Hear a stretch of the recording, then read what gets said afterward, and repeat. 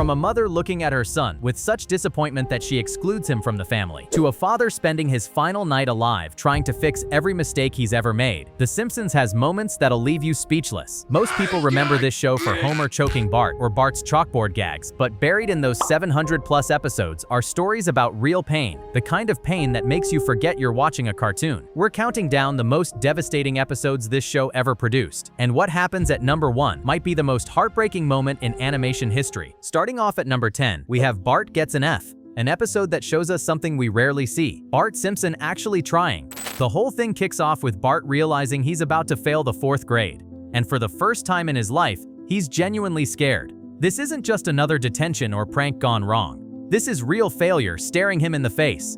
Bart tries everything to pass his history test. He gets a tutor, he makes study guides, he even cuts a deal with the smart kids, but nothing sticks.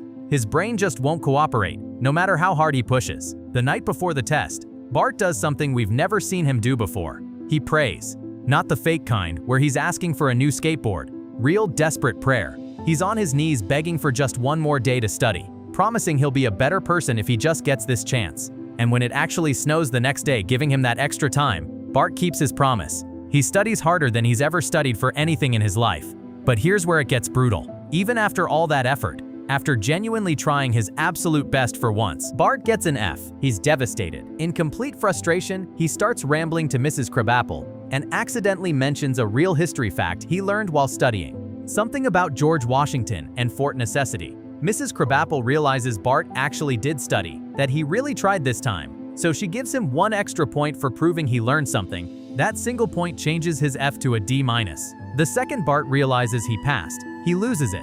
This tough kid who never shows weakness just starts breaking down. What makes this scene hit so hard is that Bart did everything right. He tried, he worked, he gave it everything he had, and he still barely made it by a single point. That's the real world right there. Sometimes your best just barely gets you over the finish line. Later at home, Homer takes Bart's test and proudly puts it on the refrigerator, because Homer knows what it's like to struggle, and he sees his son actually trying for the first time. That simple moment of recognition, even though it only resulted in a D-, is what makes this episode stick with you long after it's over.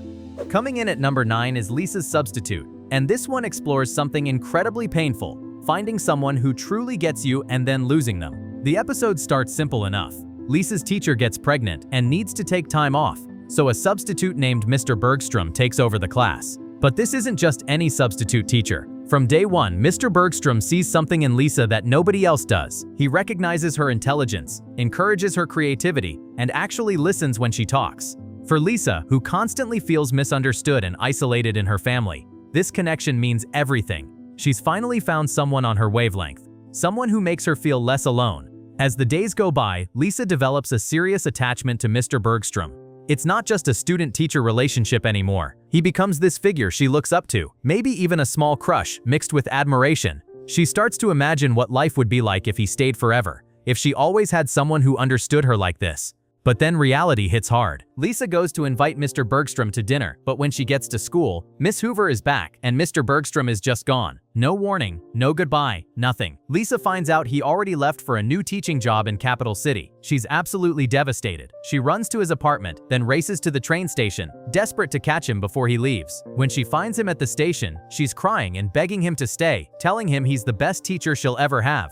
Mr. Bergstrom gives her a note before he leaves. And when Lisa reads it, it just says, "You are Lisa Simpson." At first, she doesn't get it, but the message is clear. She doesn't need him to be special. She already is. The pain doesn't stop there though. Lisa goes home heartbroken, and Homer completely misses the moment. He doesn't understand why she's so upset over a substitute teacher, and his attempts to cheer her up just make things worse. Lisa screams at him that he can't replace the person she lost, and runs to her room. It's only later, when Marge explains it to him, that Homer finally gets it. He goes upstairs and tells Lisa that even though he's not as smart or as understanding as Mr. Bergstrom, he's still there for her. He tells her he might not always know what to say, but he loves her more than anyone. And that moment of Homer trying, even though he doesn't fully understand, that's what finally gets through to Lisa. This episode hurts because we've all had that person who just got us, and we've all felt that emptiness when they left our lives. Number 8 takes us to Marge Be Not Proud, an episode about disappointing the one person who never stopped believing in you. Bart's obsessed with this new video game called Bone Storm, and he wants it more than anything. He begs his parents to buy it, but Marge refuses because it's too expensive and too violent. So Bart, being Bart, decides to shoplift it. He thinks he's slick, thinks he can get away with it easy, but the second he tries to walk out of the store, security catches him. They take him to a back room, and the store detective bans him from ever coming back. Bart manages to keep it a secret from his family, and for a while he thinks he got away with it. The real pain starts when the whole family goes to the mall to get their annual Christmas photo taken. Marge has been talking about this photo for weeks, excited to have another perfect family memory.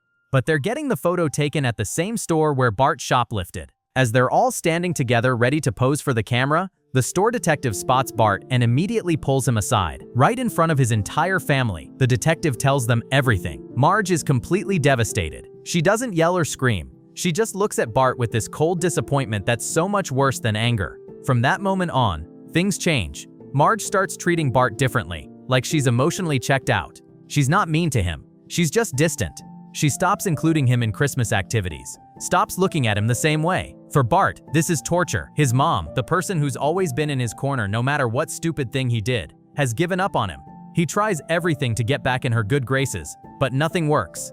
Finally, Bart decides to make things right. He goes back to the photo studio with his own money and gets a photo taken of just himself. He frames it and gives it to Marge as a Christmas present. When Marge opens it and realizes Bart paid for it himself, that he wanted to be part of the family memories again, she finally breaks. She hugs him and forgives him, and you can see the relief wash over Bart's face. He got his mom back. Marge then takes Bart's photo and places it right in front of the family photo they took at the mall, completing their Christmas memory with him in it. This episode is brutal because it shows that sometimes the worst punishment isn't anger, it's disappointment from someone who loved you unconditionally. At number 7, we have Round Springfield, an episode that deals with death and legacy in the most gut-wrenching way. The story centers on Bleeding Gums Murphy, the jazz musician who's been Lisa's mentor and idol since she first picked up the saxophone. He's this brilliant, soulful player who never got the recognition he deserved. When Lisa finds out he's in the hospital, she rushes to visit him. They jam together one last time, talking about music and life, and Lisa feels that same connection she always has with him. But then Bleeding Gums Murphy passes away, and Lisa is heartbroken.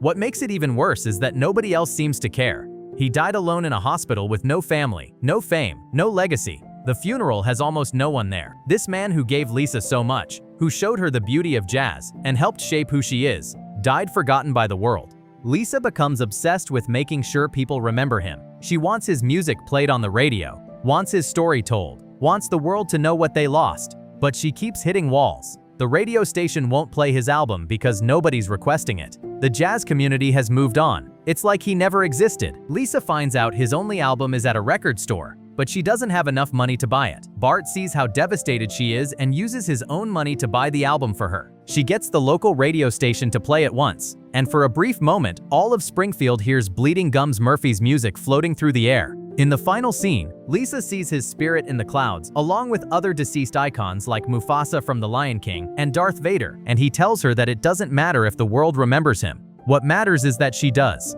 and that his music lives on through her. The message about how some of the most talented people die unrecognized, how legacy isn't always about fame, it hits different. This episode makes you think about all the brilliant people who never got their flowers while they were alive. Number 6 brings us to One Fish, Two Fish, Blowfish, Bluefish, an episode about confronting your own mortality. The Simpson family goes out to a sushi restaurant together, and Homer, wanting to try something adventurous, orders fugu, which is that potentially lethal blowfish that needs to be prepared perfectly, or it can end your life. The chef who's supposed to prepare it is out, so the apprentice does it instead. After Homer eats it, the apprentice realizes he might have messed up. They rush Homer to Dr. Hibbert, who confirms the worst. If the fish was prepared wrong, Homer has about 24 hours to live. Suddenly, Homer's entire perspective shifts. He makes a list of everything he wants to do before he dies. He wants to be a good father, have a meaningful moment with his dad, listen to Lisa play saxophone, make peace with everyone he's wronged. The episode follows Homer trying to cram a lifetime of missed opportunities into one day. Some of it goes well, like his moment with Lisa where he finally sits down and really listens to her play. But other parts are painful. His attempt to bond with his father is awkward and sad, showing how damaged that relationship really is. Homer tries to have one last perfect day with Bart, but even that doesn't go as planned. As the hours tick down, Homer realizes he's running out of time. He makes a tape for Maggie, telling her how much he loves her and giving advice to the kids. He plans to have one final dinner with his family, but he arrives late because he gets arrested for speeding while trying to make it home. By the time he gets there, he's exhausted and emotionally drained. Homer falls asleep in his chair before midnight, expecting not to wake up. But then morning comes, and Homer's still alive. The fish was fine. He's not gonna die after all. At first, it seems like everything goes back to normal, like the whole experience didn't matter, but you can see it changed him, even if just a little. The episode doesn't spell it out, but that brush with death made Homer confront all his regrets, all the ways he's failed as a father and husband. And even though he survived, those realizations don't just disappear. Coming in at number 5 is Lisa's First Word, and this one explores childhood trauma in the most relatable way. The episode is told as a flashback to when Lisa was born. Before she came along, Bart was the center of Homer and Marge's universe. He got all the attention, all the love, all the focus. But the second Lisa arrives, everything changes. Suddenly Bart's not the baby anymore. His parents are exhausted from taking care of a newborn, and Bart feels completely pushed aside. The episode shows Bart trying desperately to get attention back. He acts out, he tries to be helpful, he does everything a little kid does when they feel replaced. But nothing works. His parents are too tired and too focused on Lisa to notice how much Bart is struggling. Then Bart gets this idea. If he can teach Lisa to say his name as her first word, maybe that'll prove he's still important. He spends days trying to get baby Lisa to say Bart, repeating it over and over, making it a game, and then it finally happens. Bart! What did you say? Bart? Bart is thrilled and immediately runs to get Homer and Marge to show them. But when they arrive and Lisa speaks again, she says Bart for them too. Then she says Mommy. And then she says Homer, not Dad or Daddy, but Homer, because even he realizes his own daughter called him by his first name instead of calling him Dad. But for Bart, the magic is already gone. What was supposed to be his special moment got overshadowed. Lisa learned other words immediately after, and suddenly Bart wasn't special anymore. It's such a small moment, but it captures that childhood feeling of being replaced, of losing your spot in the family hierarchy. The episode ends with a twist that makes it even more emotional. We see Maggie in her crib, and she whispers Daddy when no one's listening. It's her first word, but she keeps it secret. The parallel to Bart's story, showing that these family dynamics just keep repeating, adds another layer of sadness. This episode resonates because so many people remember what it felt like when a new sibling arrived, and suddenly you weren't the center of attention anymore. That fear of being forgotten, of being replaced, it's one of the most fundamental childhood anxieties. At number 4, we get Homer's Enemy, possibly the darkest episode in Simpsons history. This one introduces Frank Grimes, a character who represents everyone who's ever felt like life dealt them an unfair hand. Frank Grimes had a horrible childhood. Abandoned by his parents, he worked his way up from nothing,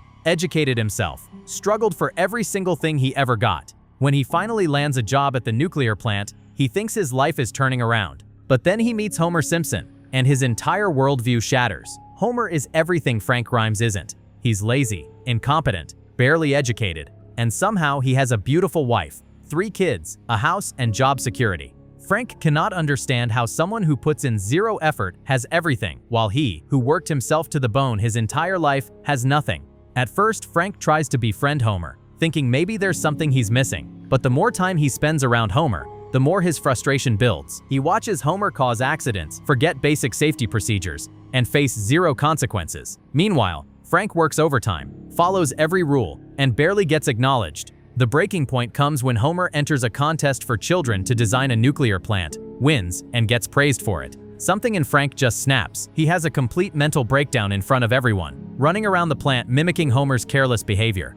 In his manic state, he grabs high-voltage cables without protection, screaming, "I don't need safety gloves because I'm Homer Simpson," and then he gets electrocuted and dies. The funeral scene is the final twist of the knife. During Frank's service, Homer falls asleep and starts talking in his sleep. Change the channel, Marge. That's our Homer! Even at Frank Grimes' funeral, Homer is the center of attention. This episode is devastating because it's the most realistic one the show ever did. Frank Grimes represents everyone who plays by the rules and still loses. It's about how unfair life actually is, how hard work doesn't guarantee success, and how some people just get lucky while others suffer despite doing everything right. The Simpsons never shied away from this truth again. Number 3 takes us to And Maggie Makes 3, an episode about sacrificing your dreams for the people you love.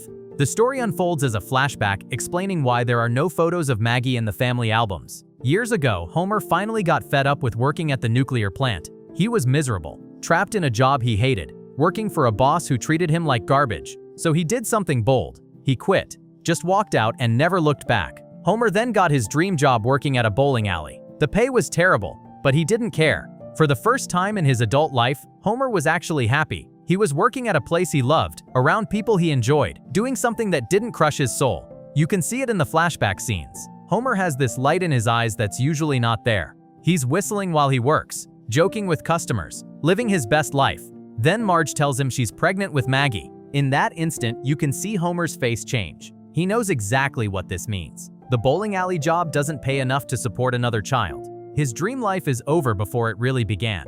Homer has to crawl back to Mr. Burns and beg for his job back. Burns, being the cruel person he is, doesn't just rehire Homer. He humiliates him first, makes him grovel, and then puts up a plaque in Homer's station that says, "Don't forget you're here forever." It's Burns' way of reminding Homer that he's trapped. Every day Homer walks in and sees that plaque mocking him, reminding him that he gave up his happiness and he's never getting out. But the episode reveals why there are no photos of Maggie in the albums. Homer has them all at work.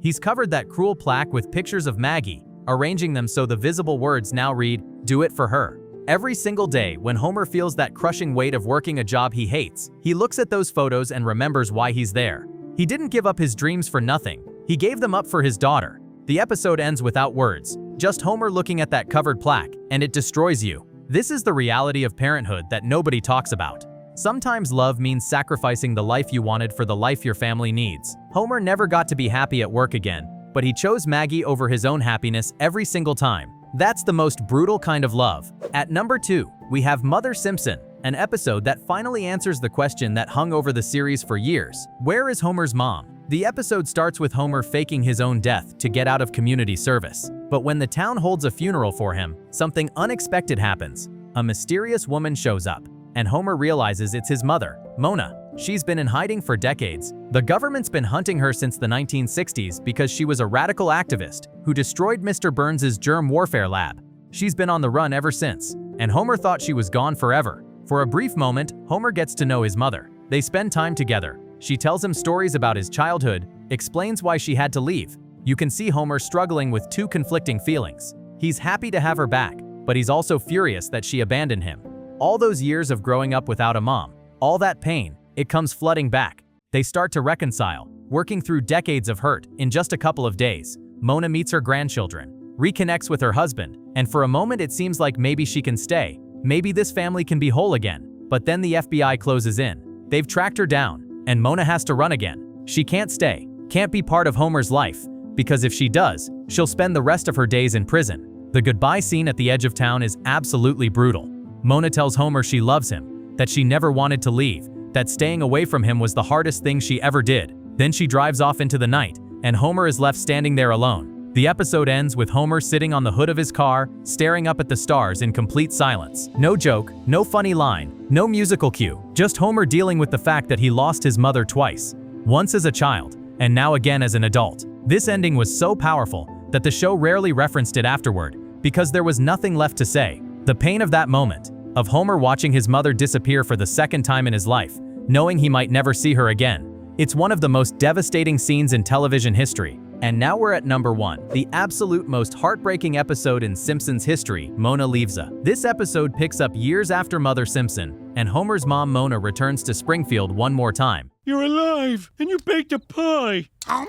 What's going on? I'm fighting the robber. You go get ice cream. But Homer's changed since their last meeting. He's angry, bitter, and unwilling to forgive her for all the years she was gone. When Mona shows up, Homer refuses to even talk to her at first. He's built up all these walls to protect himself from getting hurt again. Marge and the kids convince Homer to give his mom a chance. And slowly, painfully, they start to reconnect. Mona explains herself again, tells Homer how much she regretted missing his childhood, how she thought about him every single day. Homer starts to soften, starts to believe that maybe they can actually have a relationship this time. They spend time together, share meals, and Homer begins to forgive her. Just when it seems like they're finally going to be okay, Mona passes away in her sleep.